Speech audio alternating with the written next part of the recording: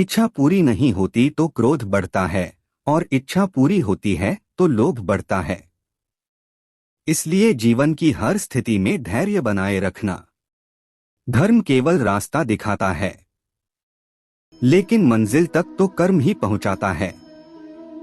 वह जो सभी इच्छाएं त्याग देता है, मैं और मेरा की लालसा तथा भावना से मुक्त हो जाता है, उसे शांति प्राप्त होती है। श्री कृष्ण ने कहा है, अगर तुम्हें किसी ने दुखी किया है तो बुरा मत मानना। लोग उसी पेड़ पर पत्थर मारते हैं जिस पेड़ पर ज्यादा मीठे फल होते हैं। स्वार्थ से रिश्ते बनाने की कितनी भी कोशिश करें, वो कभी नहीं बनते हैं। और प्रेम से बने रिश्तों को कितना भी तोड़ने की कोशिश करें, वो कभी नहीं टूटते। अगर व्यक्ति शिक्षा से पहले संस्कार, व्यापार से पहले व्यवहार और भगवान से पहले माता पिता को पहचान ले तो जिंदगी में कभी कोई कठिनाई नहीं आएगी।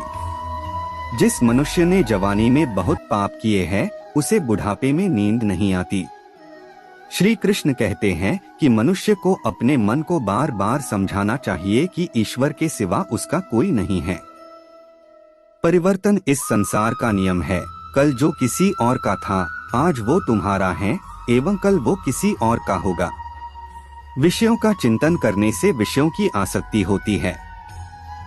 आसक्ति से इच्छा उत्पन्न होती है और इच्छा से क्रोध होता है। क्रोध से सम्मोहन और अविवेक उत्पन्न होता है। जो कुछ हुआ अच्छे के लिए हुआ, जो हो रहा है अच्छे के लिए हो रहा है, जो होगा वह भी अच्छे के लिए ही होगा। मेरे लिए न कोई घृणित है और न ही कोई प्रिय, न कोई निर्धन है और न ही कोई धनी। बस जो भक्ति भाव के साथ मुझे याद करते हैं, मैं उनका हूँ और वो मेरे। आप वही हैं जिसमें आप विश्वास करते हैं। आप वह बन जाते हैं जो आप मानते हैं कि आप बन सकते हैं। अगर तुम अपना कल्याण करना चाहते हो तो सभी तरह के उपदेशों, सभी धर्मों को छोड़कर मेरी शरण में आ जाओ। मैं तुम्हें मुक्ति प्रदान करूंगा।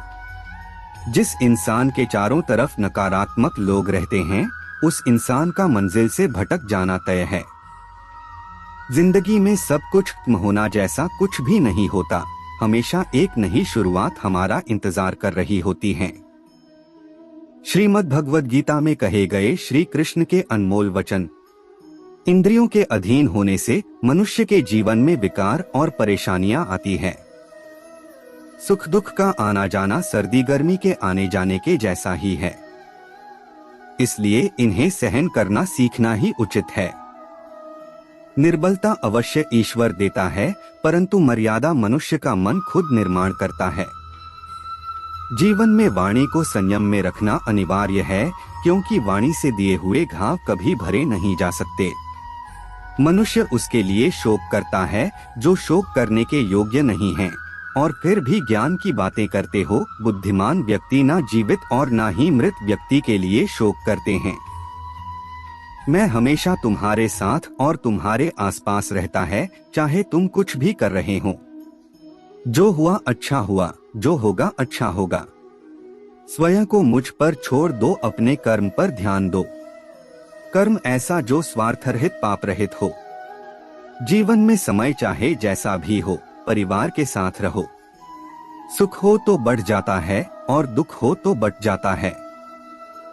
मोहग्रस्त होकर अपने कर्तव्य पथ से हट जाना मूर्खता है, क्योंकि इससे ना तो तुम्हें स्वर्ग की प्राप्ति होगी और ना ही तुम्हारी कीर्ति बढ़ेगी। श्री कृष्ण कहते हैं कि सत्संग ईश्वर की कृपा से मिलता है, परंतु कुसंगति में पड़ना मनुष्य के अपने ही हाथों में होता है। महाभारत के युद्ध में अर्जुन को दिए गए 10 अनमोल उपदेशों के बारे में बताया जा रहा है। कर्म का फल व्यक्ति को उसी तरह ढूंढ लेता है जैसे कोई बछड़ा सैकड़ों गायों के बीच अपनी मां को ढूंढ लेता है। इस संसार में कुछ भी स्थायी नहीं है। मैं सभी जीवों में विद्यमान हूँ। मैं चींटी में भी विद्यमान हूँ और हाथी में भी विद्यमान हूँ। मेरे भी कई जन्म हो चुके हैं, तुम्हारे भी कई जन्म हो चुके हैं। ना तो मेरा अंतिम जन्म है और ना यह तुम्हारा अंतिम जन्म है। व्यक्ति कर्म करने से कभी छुटकारा नहीं पा सकता है, इसलिए तुम्हें हमेशा कर्म करते रहना चाहिए, क्योंकि कर्म के बिना तुम्हारे शरीर का निर्वाह भी नहीं हो सकता है। परिवर्तन ही संसार में स्थायी है, इसलिए परिवर्तन से नहीं भयभीत नहीं होना चाहिए। जो लोग दूसरों की सहायता करते हैं, ईश्वर उनकी सहायता करते हैं। जब यह संसार ही स्थायी नहीं है, तो इस संसार की कोई वस्तु कैसे स्थायी हो सकती है? आत्मा शरीर को वैसे ही छोड़ देती है, जैसे मनुष्य पुराने कपड़ों को उतारकर नए कपड़े धारण कर लेता है। मन शरीर का हिस्सा है। सुख दुख का एहसास करना आत्मा का नहीं, शरीर का काम है। मान अपमान, लाभ हानि, गम और खुशी सब मन का खेल है। समय कभी नहीं रुकता। आज यदि बुरा चल रहा है तो कल अवश्य अच्छा आएगा। आप केवल निस्वार्थ भाव से कर्म कीजिए, केवल वही आपके हाथ में है। मनुष्य कितना भी गोरा क्यों ना हो, परंतु उसकी परछाई सदैव काली होती है। मैं श्रेष्ठ हूँ, यह आत्मविश्वास है। लेकिन सिर्फ मैं ही श्रेष्ठ हूँ, यह अहंकार है। व्यक्ति जो चाहे बन सकता है, यदि विश्वास के साथ इच्छित वस्तु पर लगातार चिंतन करें। प्रेम सदैव माफी मांगना पसंद करता है और अहंकार सदैव माफी सुनना पसंद करता है।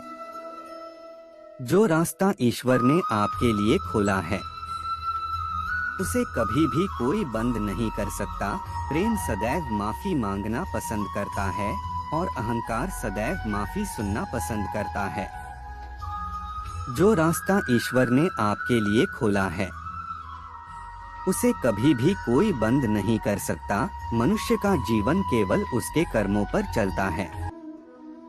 जैसा कर्म होता है, वैसा उसका जीवन होता है।